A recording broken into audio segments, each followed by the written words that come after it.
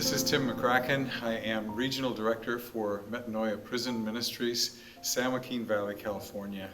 And on the subject of churches receiving returning citizens, I am pleased to have you meet Tim Bush. So Tim, would you just introduce yourself a little bit? Absolutely. Thank you, Pastor McCracken. I appreciate this opportunity. As you say, my name is Tim Bush. I am 58 years old. And in October 12th, 2017, at the age of 54, just 11 days before I turned 55, I was released from California State Prison on parole after 28 years, 7 months, and 15 days. So I have some information that hopefully will help others acclimate to society as well. Folks, there is much about the story of God's grace in Tim's life that you would be so blessed to hear. But we need to be fairly focused in our topic today. So Tim, let me ask you this. In your experience with fellow believers in California state prisons, were there many who had a connection to and some ongoing real interaction with a local church? I would say no. There were a number of us who had contact with churches in their area of parole, but most did not, and there weren't any programs or opportunities sponsored by the Department of Corrections to put people in touch. Through the chapel program, an inmate could try to make contact with a local church, and the chaplain would help out as they could, but prison chaplains tend to be overworked as it is.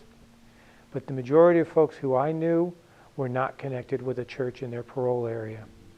And one of the things to understand about me is I was what we called a lifer. I had a term to life sentence, and I had to appear before a parole board in order to earn my release. Therefore, I never knew when I was getting out. And those of us who were lifers, we tended to associate with each other. So I didn't tend to associate a great deal with people who had determinate sentences and they knew where and when they were getting out. Right. I only found out I was getting out about a week before I got out. I'll have to. Interestingly enough, that phone call was from a friend of mine from prison who paroled just slightly before me, but he doesn't know I'm here today. And I'll be calling him. Oh, good. When we're done here. No, so good. So good. Part of what you're saying is that you didn't have contact with so many who had a definite release date and all of that, so it may be harder to answer this question. But if persons that you knew, Christians, wrote to churches to try to get a connection going, what was their experience of doing that? We're normally very good. The problem was getting the address and contact for a church.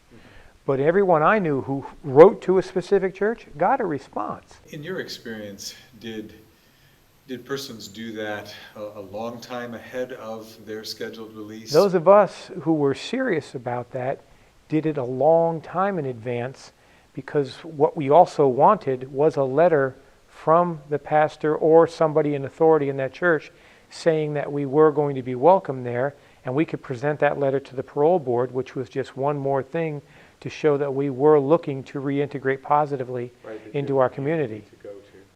Could you talk about just the value, when you assess the value of someone choosing to make that connection well ahead of release and taking the steps, finding that address, whatever it is? Can you talk about value? The value of that and getting a positive response is incalculable. When you're in prison, especially for a prolonged period of time, you're the bad guy. And you know that society views you as the bad guy. When you make that connection as an inmate with a church and people who are not required to by law accept you, it means the world. I often use the term, somewhat comically, Frankenstein mob. That's what I expected to meet when I came out of prison. Some mob out there with torches and pitchforks yelling, "Kill the monster, kill the monster." Okay. But to know that there were people out there who were praying for me, were accepting of me, and were waiting for me to show up, it challenged my whole pessimistic belief of what I anticipated finding, and it just provided a great deal of hope.